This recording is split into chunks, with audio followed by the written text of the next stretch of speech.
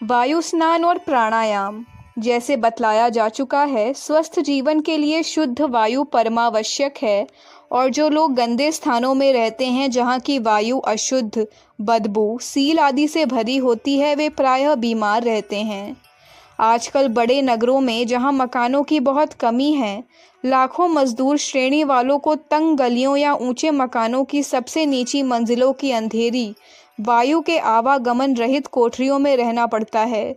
ऐसे लोग यद्यपि साधारणतः अच्छा वेतन पाते हैं और मध्यम श्रेणी वालों के समान भोज्य सामग्री भी पा जाते हैं, पर तब भी शुद्ध वायु के अभाव से वे निस्तेज, पीले और निर्बल दिखाई पड़ते हैं। बंद हवा में रहने के फलस्वरूप प्रथम तो रक्त की सफाई ठीक तरह से नहीं हो पाती और दूसरे शरीर की गर्मी के ठीक ढंग से न निकल सकने के कारण थकावट का अनुभव होता रहता है। जिस प्रकार मुंह द्वारा बुरा भोजन भीतर जाने से स्वास्थ्य की हानि होती है, उसी प्रकार नाक द्वारा दूषित वायु भीतर जाने से भी शरीर में खराबी पैदा होती है। विषाक्त गैस और गर्मी से हानि। हम लोग जब बाहर की वायु को भीतर खींचते हैं तो उसमें कार्बन डाइऑक्साइड गैस का अंश 100 में से 0.04 होता है, पर जब वही सांस बाहर निकलती है तो उसका परिमाण बढ़कर 4.41 हो जाता है, अर्थात वह 100 गुने से अधिक बढ़ जाती है। यह कार्बन डाइऑक्साइड अधिक मात्रा में मनुष्य के लिए विष का काम करती है। बहुत छोटे जीव तो इसके प्रभाव से तुरंत मर जाते हैं।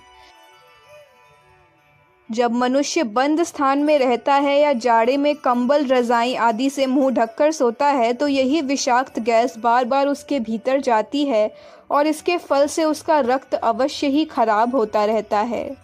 मनुष्य की देह में रक्त के दौड़ने और विभिन्न अंगों में चलने से हमेशा गर्मी उत्पन्न होती रहती है, जिसका बाहर निकलते रहना आवश्यक है।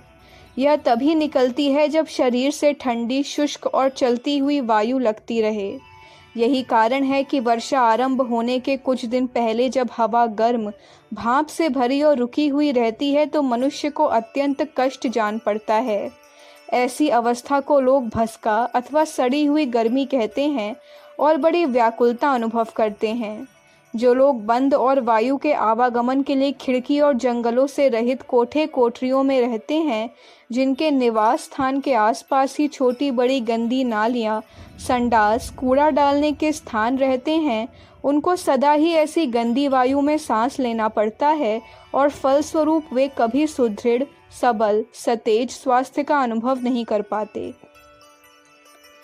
इसलिए प्राकृतिक चिकित्सा में जहाँ सादा और ताज़ा भोजन करने, काफ़ी परिमाण में शुद्ध ठंडा जल पीने का विधान है, वहीं खुली वायु में बदन को खोलकर रहने, गहरी सांस लेने, नगर के बाहर मैदान में टहलने का भी निर्देश किया गया है। वैसे तो मनुष्य का निवास स्थान ही ऐसी जगह होना चाहिए जहाँ शुद्ध वायु सदैव मिलती रहे, पर यदि किसी को परिस्थितिवश ऐसे स्थान में रहना पड़े जहाँ की वायु थोड़े या अधिक अंशों में बंद रहती हो, तो उसे सुबह के वक्त अपना 2-1 घंटे का समय खुले स्थान में अवश्य व्यतीत करना चाहिए और खुले बदन से वायु स्नान करना चाहिए। जिनको पूरी तरह बदन खोलने की सुविधा न हो, उनको ऐसा पतला और छिरछिरा कपड़ा पहनना चाहिए जिसमें होकर हवा भीतर जा सके। इस प्रकार के वायु स्नान से भूख और पाचन शक्ति बढ़ती है। शरीर के चर्म पर भी इसका बड़ा हितकारी प्रभाव पड़ता है और भीतरी विकारों के रोमकूपों द्वारा निकलने में सहायता मिलती है। वायु स्नान में सावधानी। वायु स्नान में ऋतु और देश का ध्यान रखना भी आवश्यक है। ठंडी हवा में खुले बदन रहते समय इस बात का ध्यान रखना जरूरी है कि शरीर गर्म रहे। यदि उस समय बदन ठंडा हो या ठंड लगती हो तो फौरन शरीर को हाथ से रगड़कर गर्म कर लेना चाहिए। इस प्रकार ठंडी हवा भी कुछ हानि नहीं करेगी। इसे चर्म घर्षण व्यायाम कहते हैं। गर्म देशों में तो वायु स्नान का कोई खास समय रखना निरर्थक है, क्योंकि वहाँ सदा ही बदन के ऊपर का हिस्सा नंगा रखा जा सकता है। इस दृष्टि से कमरों में सोने की बजाय खुले बरामदे में सोना सदैव लाभदायक होता है। रोग की अवस्था में खुली हवा में रहना और शक्ति के अनुसार वायु स्नान भी करना रोग निवारण के लिए आवश्यक है, पर इसमें सावधानी की आवश्यकता रहती है। नए रोग में रोगी को जब खुले स्थान में रखा जाए तो सर को छोड़कर उसका समस्त बदन ढका रहना जरूरी है।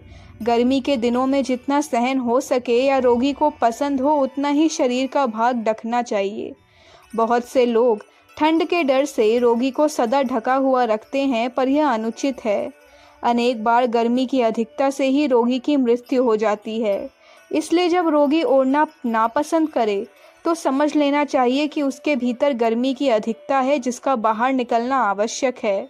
उस समय उसे उड़ाकर नहीं रखना चाहिए। रोगी को जितने समय तक बाहर रहना अच्छा लगे तभी तक उसे बाहर रखना चाहिए। यदि उसे किसी प्रकार की अस्वस्थता का अनुभव न हो तो समस्त दिन और रात्रि बाहर रखा जा सकता है। पर जब बादल हो रहे हों या ठंड ज़्यादा हो तो उसे कमरे में ऐसे स्थान में रखना चाहिए कि जहां ताज़ा हवा तो मिलती रहे पर हवा का झोंका ना लगे। गहरी सांस और प्राणायाम। ताज़ा और शुद्ध हवा में रहने पर भी श्वास लेने की क्रिया का जो एक विशेष नियम है उसका ध्यान रखना भी आवश्यक है। उसे हम दीर्घ श्वास अथवा प्राणायाम कह सकते हैं। इसकी आवश्यकता इसलिए पड़ती है कि अस्वास्थ्यकर अवस्था में बंद स्थानों में रहकर फैशन के ख्याल से चुस्त अथवा कसे हुए वस्त्र पहनकर तथा आलस्यवश व्यायाम से दूर रहकर अधिकांश मनुष्य गहरी सांस लेना भूल जाते हैं, जिससे उनके फेफड़े पूरी तरह से काम करना छोड़ देते हैं। फेफड़े में करोड़ों की संख्या में अत्यंत सूक्ष्म वायु कोष्ठ होते हैं जो सांस भीतर लेते समय फूल जाते हैं और सांस को बाहर फेंकने पर पिचक जाते हैं। उनकी इस फूलने और पिचकने की क्रिया से ही रक्त की शुद्धि का कार्य होता है और उसमें मिला हुआ दूषित मलांश वायु के साथ मिलकर बाहर निकल जाता है। इसलिए यदि हम अपने रक्त को शुद्ध और स्वास्थ्य को सबल रखना चाहें तो उसके लिए गहरी सांस लेना अत्यावश्यक है, जिससे काफ़ी परिमाण में वायु भीतर जाए और रक्त के मलांश को बाहर लाने में समर्थ हो। टहलने के लाभ। वायु से लाभ उठाने की सबसे सरल और स्वाभाविक विधि तो टहलना है। खुले मैदान या साफ सड़क पर तेज़ी से 2-4 मील चलने से स्वयं ही स्वच्छ वायु भीतर जाती है और वहाँ की गंदगी को लेकर बाहर निकलती रहती है। चलते समय छाती को कुछ उठी हुई रखना चाहिए जिससे काफ़ी वायु भीतर जा सके। जिन लोगों की छाती गलती से झुकी हुई है, दबी हुई रहती है, वे थोड़ी ही वायु भीतर ले सकते हैं। अगर पूर्व रहन सहन के कारण ऐसा हानिकारक अभ्यास किसी को हो गया है तो उसका कर्तव्य है कि वह प्राणायाम के अभ्यास द्वारा उसका सुधार कर ले। पर यहाँ प्राणायाम से हमारा आशय योग के प्राणायाम से नहीं है, जिसके लिए आसन लगाकर एकांत स्थान में 1-2 घंटा बैठना आवश्यक होता है। पर टहलने के समय साधारण उठते बैठते हुए उसका ध्यान रखा जाए तो श्वास क्रिया का सुधार होकर फेफड़ों का कार्य ठीक हो सकता है। रेचक, पूरक और कुंभक। श्वास क्रिया के 3 भाग माने गए हैं। पहला रेचक होता है, जिसका अर्थ है फेफड़ों के भीतर की मलयुक्त वायु को बाहर निकालना। स्वास्थ्य की दृष्टि से यह क्रिया विशेष महत्व की है, क्योंकि यदि भीतर की वायु को ठीक ढंग से पूरी तरह बाहर निकाला जाएगा तो फिर पूरक में अर्थात श्वास खींचने में वायु अधिक मात्रा में भीतर जाएगी ही। रेचक और पूरक के बीच फेफड़े को किंचित आराम देने के लिए कुछ सेकंड तक श्वास न लेनी चाहिए। इसको बाह्य कुंभक कह सकते हैं। इससे फेफड़ों की शक्ति बढ़ती है और वे अधिक कार्यक्षम होते हैं। इसी प्रकार श्वास को भीतर ले जाने अर्थात पूरक और श्वास को बाहर निकालने के बीच में भी वायु को कुछ सेकंड तक भीतर रोके रखना चाहिए। यह अंतः कुंभक कहा जाता है। इससे प्राण वायु ऑक्सीजन को रक्त के मैल की भस्म करने तथा बाहर निकालने में सुविधा मिलती है।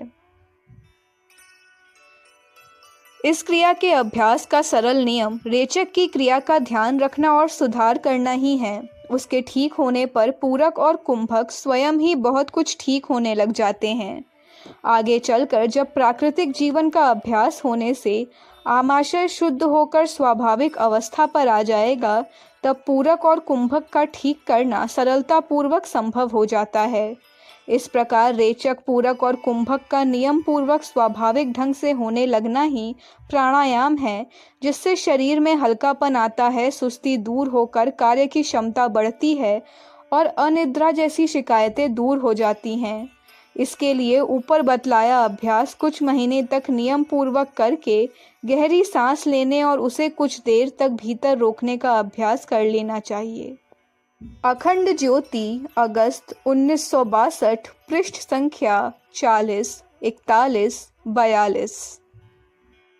हमारे YouTube चैनल विचार क्रांति दूत अखंड ज्योति पत्रिका को सब्सक्राइब करें एवं अगली वीडियोस प्राप्त करने के लिए बेल आइकन दबाएं। धन्यवाद।